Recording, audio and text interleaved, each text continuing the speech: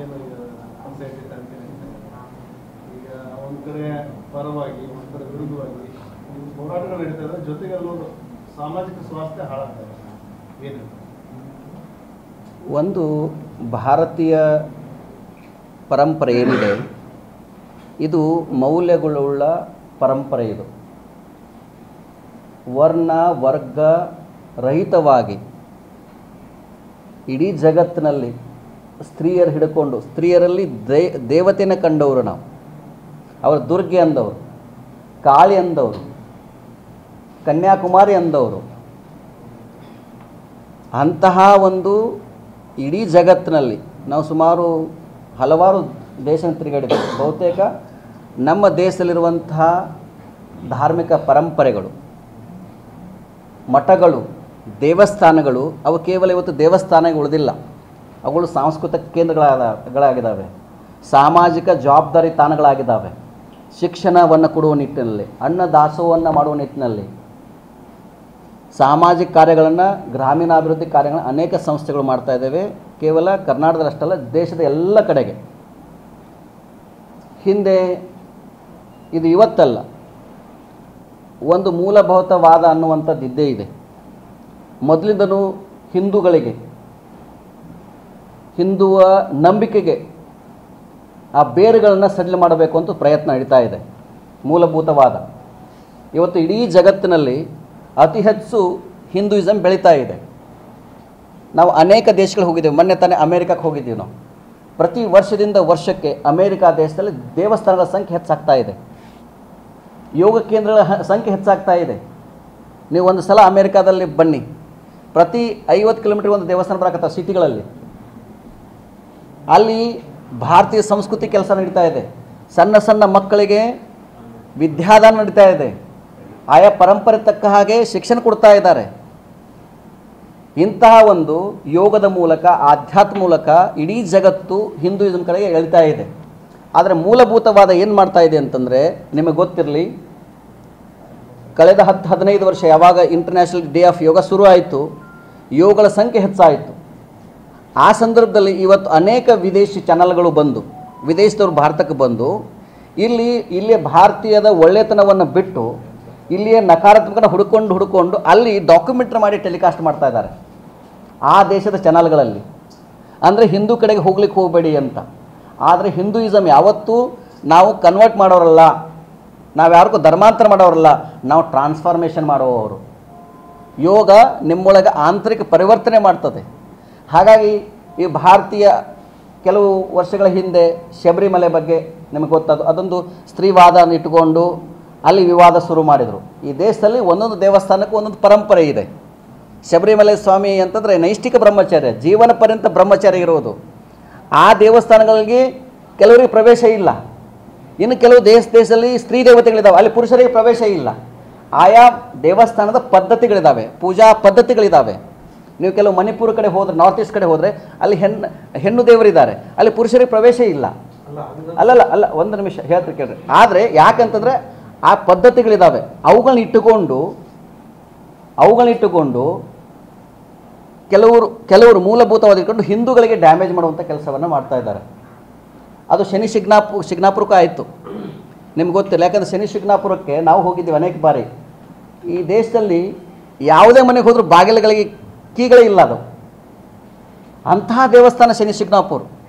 ಅಲ್ಲಿ ಕೆಲವರು ಡಿಸ್ಟರ್ಬ್ ಮಾಡೋ ಪ್ರಯತ್ನ ಮಾಡಿದ್ರು.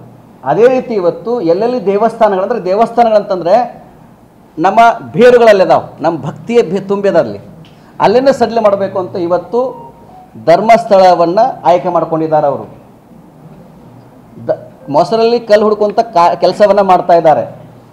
ಈ ಸಂದರ್ಭದಲ್ಲಿ ಇವತ್ತು ಧರ್ಮಸ್ಥಳದ ಹೆಗ್ಡೆಯವರನ್ನ ಗುರಿಯಾಗಿಟ್ಟುಕೊಂಡು ನೋಡಿ, ಒಬ್ಬರ ಜೈನರು ವೈಷ್ಣವ ಪೂಜೆ ಮಾಡುವಂಥ ಶಿವ ದೇವಾಲಯ, ಇಂಥ ಭಾವೈಕ್ಯತೆ ಎಲ್ಲಿ ನೋಡೋಕ್ಕೆ ಸಾಧ್ಯ ನೀವು? ನಾವು ಇವತ್ತಲ್ಲ, ನಾವು ಚಿಕ್ಕವರಿದ್ದಾಗಲೂ ಧರ್ಮಸ್ಥಳಕ್ಕೆ ಹೋಗಿದ್ದೇವೆ. ಅವರು ಮಾಡುವಂಥ ಗ್ರಾಮೀಣಾಭಿವೃದ್ಧಿ ಕೆಲಸಗಳು ಇವತ್ತು ಯಾವುದೇ ಉತ್ತರ ಕರ್ನಾಟಕದಲ್ಲಿ, ಎಲ್ಲೇ ಕರ್ನಾಟಕದ ಯಾವುದೇ ಒಂದು ದೇವಸ್ಥಾನ ಶಿಥಿಲಾದರೆ ಅವ್ರ ಹತ್ತಿರ ಹೋದರೆ ಆ ದೇವಸ್ಥಾನಗಳ ಜೀರ್ಣೋದ್ಧಾರಕ್ಕೆ ಅದಕ್ಕೆ ಬೇಕಾಗಿರುವಂಥ ಎಲ್ಲ ವ್ಯವಸ್ಥೆಯನ್ನು ಮಾಡ್ತಾ ಇದ್ದಾರೆ. ಇಂಥ ಶ್ರೇಷ್ಠ ಕೆಲಸಗಳನ್ನು ಮಾಡುವಂಥ ವೀರೇಂದ್ರ ಹೆಗ್ಡೆಯವರು ಧರ್ಮಸ್ಥಳ ಅದ್ಭುತವಾಗಿ ಕೆಲಸ ಮಾಡ್ತಾ ಇದೆ.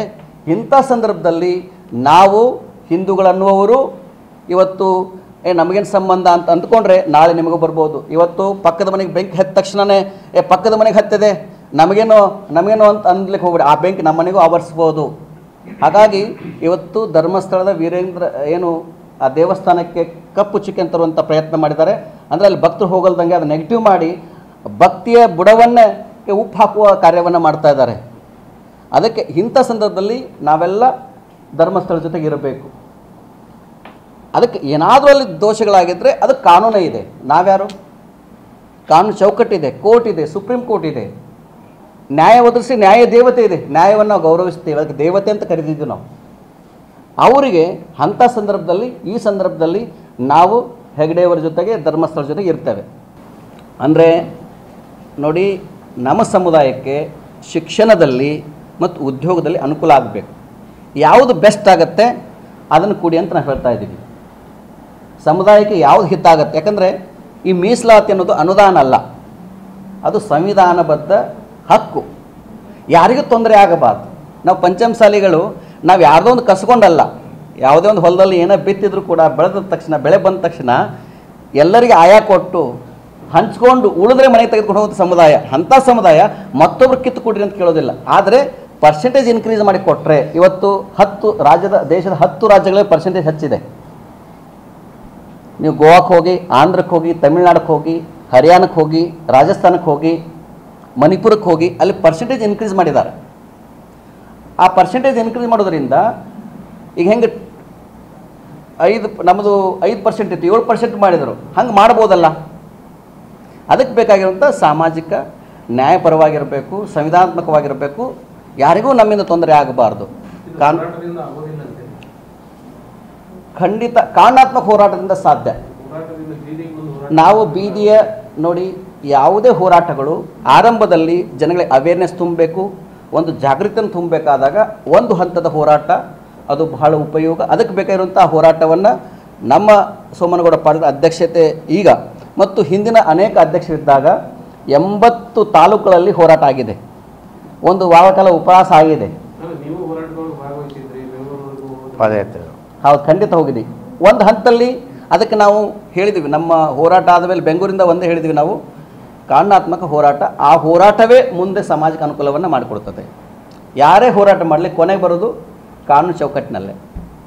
ವೀರಶೈವ ಲಿಂಗಾಯತ ಈ ಜಾತಿ ಜನ ಸಂದರ್ಭದಲ್ಲಿ ಕೆಲವೊಬ್ಬರು ವೀರಶೈವ ಲಿಂಗಾಯತ ನೀವು ಯಾವ್ದು ಸಜೆಸ್ಟ್ ಮಾಡಿ? ಅದಕ್ಕೆ ಸಾಕಷ್ಟು ಮುಂದುವರೆದಿದೆ. ಅದು ಜನಗಳಲ್ಲಿ ಗೊಂದಲ ಇರ್ಬೋದು, ನಮ್ಮಲ್ಲಿ ಗೊಂದಲ ಇಲ್ಲ, ಸ್ಪಷ್ಟೀಕರಣ ಇದೆ.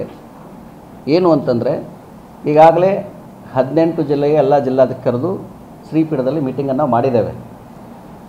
ನಮ್ಮಲ್ಲಿ ಕಾನೂನು ತಜ್ಞರಿದ್ದಾರೆ, ವಿದ್ವಾಂಸರಿದ್ದಾರೆ, ಸಮಾಜ ಬಗ್ಗೆ ಕಳ್ಕೊಳ್ಳುವಂಥ ಹಿರಿಯರು ಅನೇಕ ಜನ ಇದ್ದಾರೆ.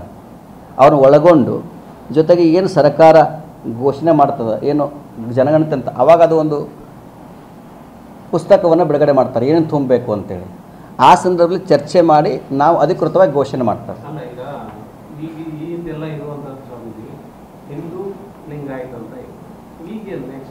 ಅಂದರೆ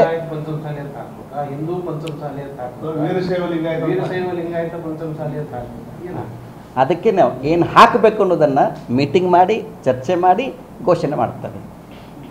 ಒಂದಿಷ್ಟು ತಾಳ್ಮೆ ಇರಲಿ. ಜನರಲ್ಲಿ ಜಾಗೃತಿ ಇಲ್ಲ, ನಿಮ್ಮ ಲೆವೆಲಲ್ಲಿ ಸಂಘಟನೆಯಲ್ಲಿ ಜಾಗೃತಿ ಇದೆ ಅಂತ ನೀವು ಯಾವ್ದು ಸಜೆಸ್ಟ್ ಮಾಡ್ತೀರಾ? ಯಾವುದು ನಮೂದು ಮಾಡಬೇಕು? ನಾವು ಈ ಸದ್ಯ ಆ ಹೇಳುವಷ್ಟು ಇದನ್ನಿಲ್ಲ. ಒಂದು ಗೊಂದಲಾಗಿದೆ. ಏನಂದರೆ ಈಗಾಗಲೇ ನಮ್ಮ ಜನ ಮೊನ್ನೆ ಸರ್ವೆ ಪ್ರಕಾರ ಜನಗಣತಿ ಸಿದ್ದರಾಮಯ್ಯ